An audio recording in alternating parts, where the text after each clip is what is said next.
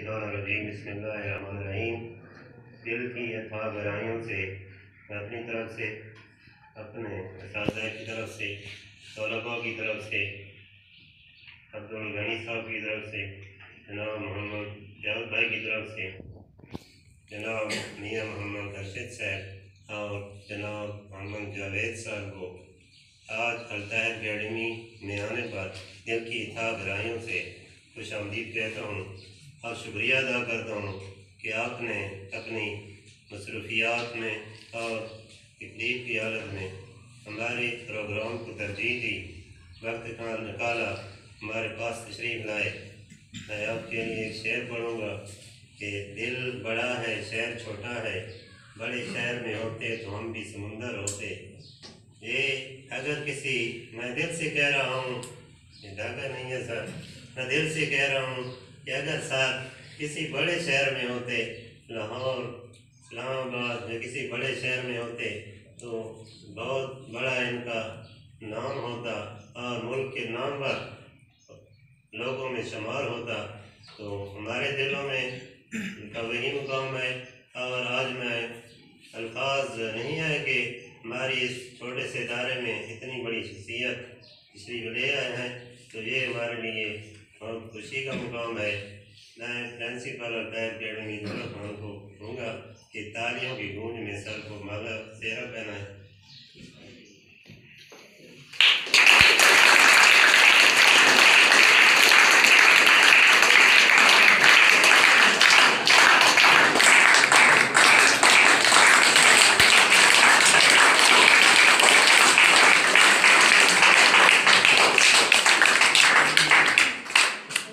अज़ीज़ तलबा, कहते हैं कि जब आलिम की बात सुने तो कानों को होश में रखें और जब किसी अल्लाह के प्यारे बंदे की बात सुने तो दिल को भी संभाल कर बात सुने। तो दावत खिताब दूंगा, आपने दिल की तवज्जो से जो बातें सुननी है और उनको अपने अमल में लाना है। ये महफिल हमारी अकेडमी की तारीख में एक यादगार रहेगी। आपकी तालियों की गूंज में दावत दूंगा मोहतरम मुकाम प्रोफेसर मियाँ मोहम्मद अरशद साहब।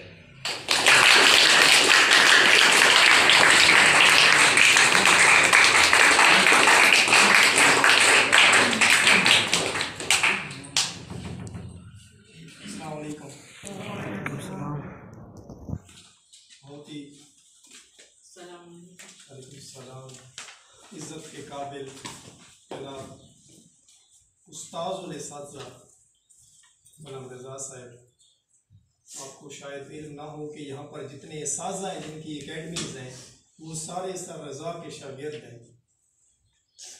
और यही हाल मेरे दोस्त, बहुत ही प्यारे दोस्त जिन्होंने मुझे इस दाऊद खैर के इलाका में मुतारिफ़ कर रहे हैं, अब्दुल गनी साहब का है।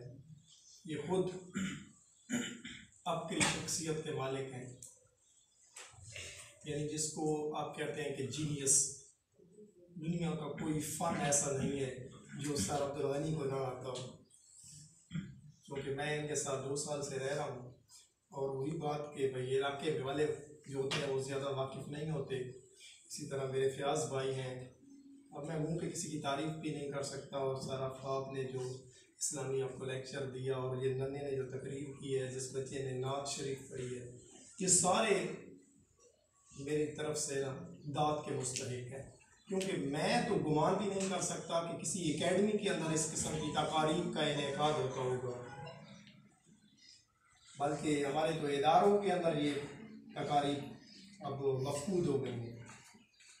दूसरा, मुझे ये भी अंदाज़ा नहीं था कि यहाँ पर बहुत छोटे छोटे बच्चे भी पढ़ते हैं। और तीसरी बात ये कि मुझे कोई टॉपिक नहीं दिया गया।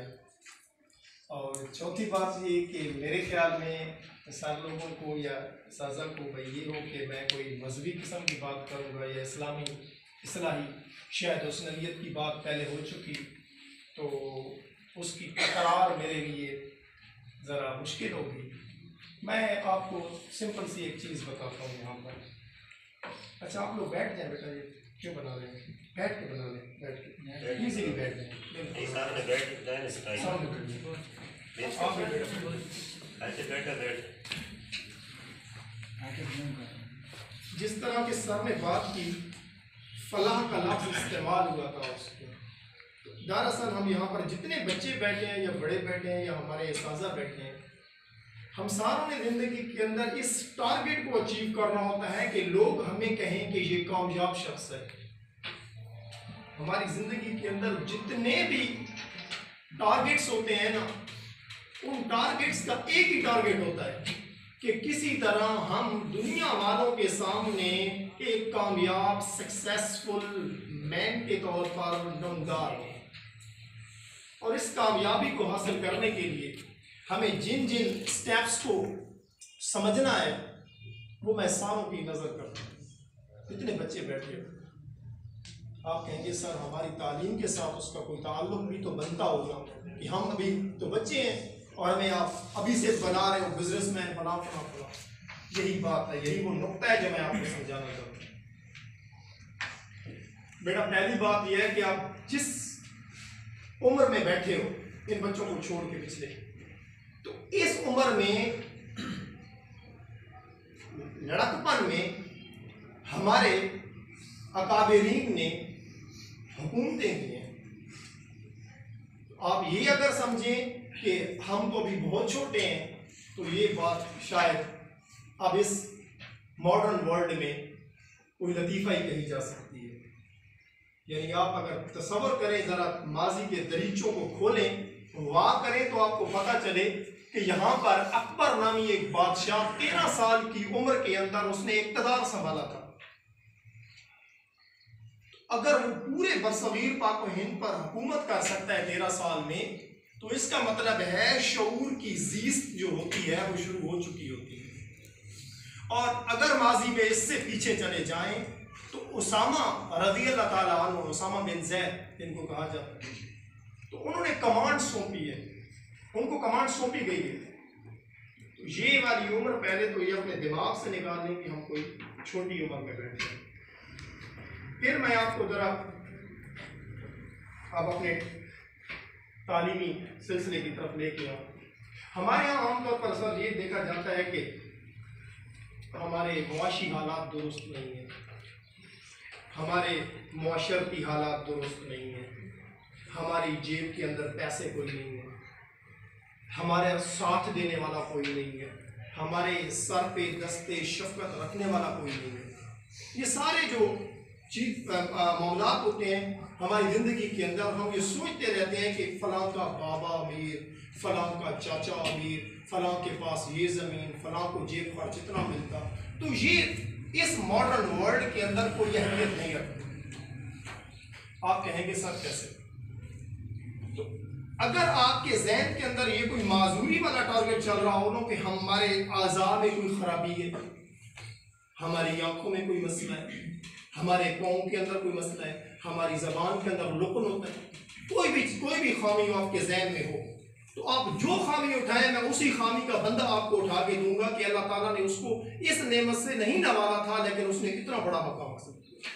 कोई नौज़ बिल्लाह अल्लाह बचाए उसको, कोई कहे कि मैं तो नाबीन हूँ, मैं क्या कर सकता हूँ, कोई कहे कि मैं टांगों से माजूर हूँ, मैं क्या कर सकता हूँ।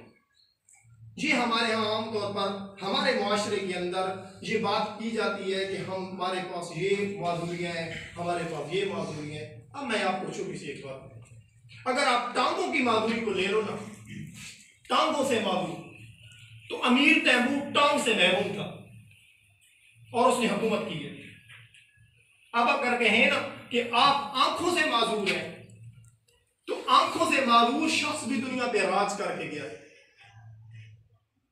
हैरन कह रहे, पूरी दुनिया पे हुकूमत की है उसने। 18 माह की उम्र में वो आंखों से महरूम हो गई और 12 किताबों की मुसन्नफ बन के दुनिया से गई।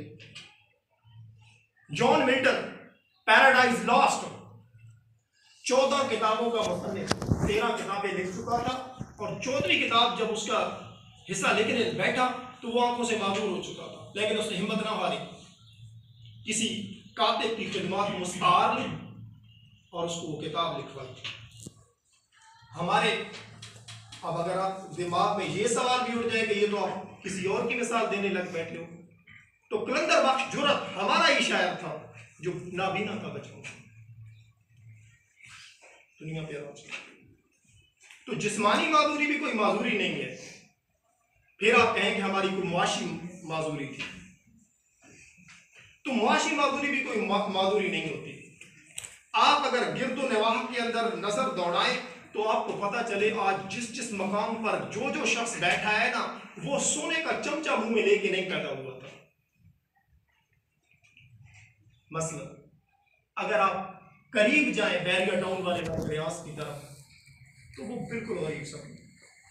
आज पाकिस्तान के अमीर तरीन शख्स मियां मंशर, वो भी सोने का चम्मच मुंह में लेके पैदा नहीं हुआ। और आगे जाए पीछे जाए तो आपको सैकड़ों मिसालें मिल जाएंगी। इब्राहिम लिंकन कौन था, अमेरिका पे हुकूमत करके गया और मत उसके पास कोई तिजोरी के अंदर सोना नहीं था। तो मुआशी जो मजबूरियां होती हैं, यानी पैसों का मसला है, ये भी कोई मजबूरी नहीं है, ये भी कोई मजबूरी नहीं है। फिर आप कहेंगे सर इन टारगेट्स तक जो इस मकाम पर पहुंचे हैं तो ये क्यों पहुंचे? क्या ये हम तो नाकाम हो जाते हैं, हम तो फलां क्लास में फेल हो गए थे, हमारे तो इतने कम नंबर आए थे? ये भी कोई मजबूरी नहीं है।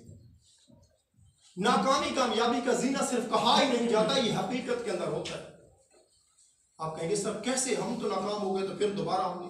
अब नाकामियों का मैं सिलसिला आपको बताऊं तो नाकामियां आप देखते जाएं तो जो दुनिया की तरक्कियों के मेराज पर, अजमतों की मेराज पर पहुंचे हैं, तो वो ऐसे ऐसे नाकाम हुए हैं कि हम उस नाकामी के करीब भी अभी तक नहीं गए। आप कहेंगे सर कैसे? मसलन बिल गेट्स को उठा दो, पूरी दुनिया का अमीर तरीन शख्स है वो, उसको बीएससी में यूनिवर्सिटी ने अपनी यूनिवर्सिटी ने निकाल दिया था कि ये बीएससी तुम्हारे बस का रोग भी नहीं है। और उसने पूरी दुनिया को माइक्रोसॉफ्ट देकर, सॉफ्टवेयर का बानी है, मुजिद है, वो देकर पूरी दुनिया पर इस वक्त हुकूमत कर रहा है। और बल्कि हर एक सेकंड के अंदर उसके अकाउंट में मोर देन 1000 अमेरिकी डॉलर चले जाते हैं। दुनिया का सबसे अमीर तरीन शख्स है। अगर अपने करीब आओ, अपने हालात को देखो, अपने मुसलमानों को देखो, तो हमारे भी मुसलमान ऐसे गुजरे हैं जिन्होंने नाकामियों के बाद कामयाबियों को हासिल की है। अल्लामा मोहम्मद इकबाल वकालत के इम्तिहान में आपको पता होना चाहिए कि वो फेल हो गए थे, समझ आ रही? और दुनिया का बड़े कानूनदान में अगर कोई नाम रखा जाए तो वो भी होंगे, खुद फेल हो गए थे। फिर दुनियाए शेर व अदब को बहुत बड़ा नाम फैज अहमद फैज, एमफिल का अपना मकाला, उनके मकाले का जो उन्वान था, जो टॉपिक था, जो प्रपोजल थी, वो रद्द हो गई यूनिवर्सिटी की तरफ। लेकिन उसने हिम्मत नहीं आ रही, मेरी एमफिल रद्द होती है, मकाले का उन्वान सिनॉप्सिस रद्द होता है तो रद्द हो, मैं अपनी शायरी को नहीं छोड़ूंगा।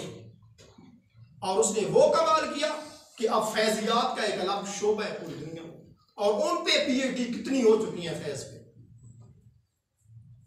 तो नाकामियां जो होती हैं ये भी कोई माने नहीं रखती हैं, मुआशी माजूरियां भी कोई माने नहीं रखती, और फिर आपके खानदानी हालात भी कोई माने नहीं।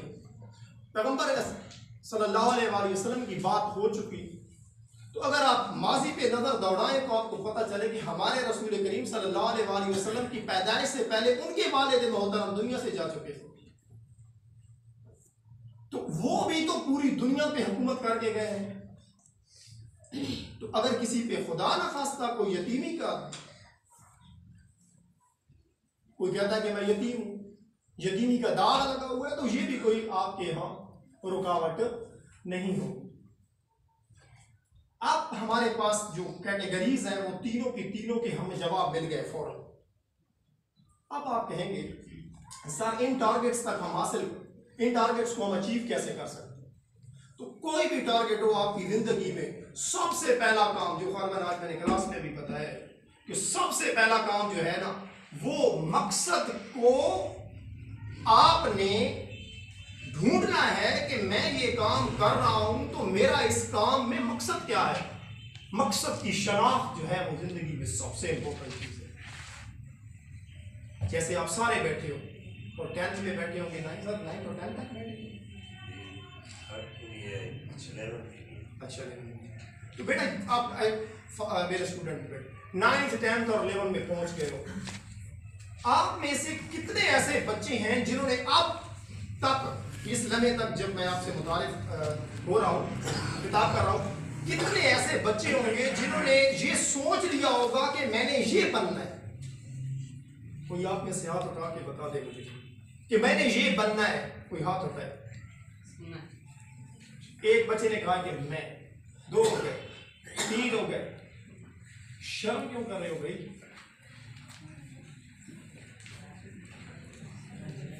पांच 6 बच्चे तो हो गए। अब मैं सिर्फ एक बच्चे से मुखातिब होता हूँ। ये जो इसके साथ बैठा है, बेटा तुम क्या बनना चाहते हो? Sir doctor. डॉक्टर बनना चाहते हो आप? बेटा चलो तो आपसे भी पूछ लेते। हाँ तुम फौजी बनना चाहते हो? हाँ। और आप जो आखिरी बैठे हो नीले कपड़ों वालों के पीछे, तुम नीले कपड़ों वालों के पीछे। सर मैं। हाँ हाँ मैं भी फौज।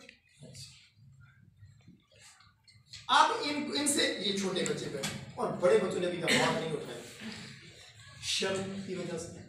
बेटा मेरी बात सुनो, अगर फर्ज किया ये कह रहे हैं कि मैंने फौजी बनना है, समझ आ रही है, या कोई डॉक्टर कह रहा है, अब डॉक्टर बनना है ना, फर्ज किया आपने, तो सबसे पहले आपने ऐसे टेस्ट करना है अपना कि आया मैं इस काम के लिए अहल भी हूँ, आया ये काम जो मैंने जिसका इंतखाब किया है ये मैं डिलीवर भी कर सकूंगा। ये मेरी बात, अब काम की बात शुरू हो गई, अब तवज्जो से सुनिए।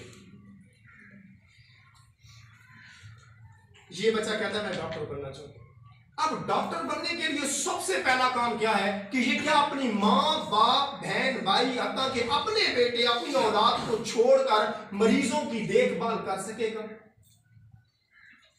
Biggest question mark. इसके अपने बेटे की बात आ जाए, इसकी माँ और बाप की बात आ जाए और वहां पर ड्यूटी आ जाए, बच्चे इसको कहे कि बाबा हमने पिकनिक पे जाना है, हमें आउटिंग पे जाना है, और इंसिस्ट कर रहे हो और वो इसको जान से भी प्यारे हो, और उधर से मरीज जो है वो सिसक के मर रहा हो, तो इसका इंतखाब क्या होगा? बोलो भाई। इसका बच्चा, इसका बेटा, इसके घर वाले।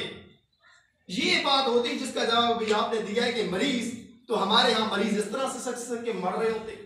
वजह यह थी कि ये जितने डॉक्टर बने हुए हैं इन्होंने कभी सोचा भी नहीं था कि डॉक्टरी के लिए जो सबसे बड़ी प्री रिक्विजिट होती है वो यही होती है कि आपने अपनी जान पर भी, अपने रिश्तेदार को बहुत दूर की बात है, आपने अपनी जान से भी बढ़कर जिस काम के लिए आपने इंतखाब किया है उसको प्रेफरेंस देनी है। नतीजा ये निकल रहा है कि आज हम इस बेगुफ्ता बेहालत का शिकार हो गए। तो सबसे पहला इंपॉर्टेंट काम यह है कि आप इंतखाब करो कि मेरे अंदर किस चीज का टैलेंट मख्फी है, पोटेंशियल एनर्जी है मेरे अंदर। मैं क्या काम करता हूं तो मुझे इजाफी मेहनत नहीं करनी पड़ती, मैं क्या काम करता हूं तो मुझे इजाफी टाइम नहीं देना पड़ता, मैं क्या काम करता हूं तो मुझे थकन नहीं होती, मैं क्या काम करता हूं तो मैं इजीली कर लेता हूं, मैं क्या काम करता हूं तो मुझे उसमें प्लेजर मिलती है, खुशी मिलती है, तरावत होती है, मुझे ताजगी मिलती है, मुझे सुकून मिलता है। और किस काम में मैं आगे बढ़ूं तो मैं सबसे आगे बढ़ जाऊंगा। ये आपने सबसे पहले अभी आपके पास टाइम कर लेना चाहिए था, लेकिन आज से कर लें कि मैं किस शोबे के किस मजमून को पढ़ता हूं, किस टॉपिक को पढ़ता हूं तो मुझे सुकून मिलता है और मैं बड़ा इजीली कर लेता हूं, उसके लिए मुझे इजाफी मेहनत भी नहीं करनी पड़ती। तो ये वाला काम है सबसे पहला कि आपने अपने अंदर छुपी हुई सलाहियत को शनाख्त करना है, उसको ढूंढना है। और जब ये आप काम कर लें, ढूंढ लें अपने अंदर जो जिस मकसद के लिए आप आगे जाना चाहते हो, इस मकसद को ढूंढ लो, तो फिर उसके लिए दुरुस्त रास्ते का इंतखाब करो। ये दूसरा इंपॉर्टेंट पॉइंट है कामयाबी के लिए। अब मैं जरा पहले पॉइंट की तरफ थोड़ा सा 15-20 मिनट दे दूं।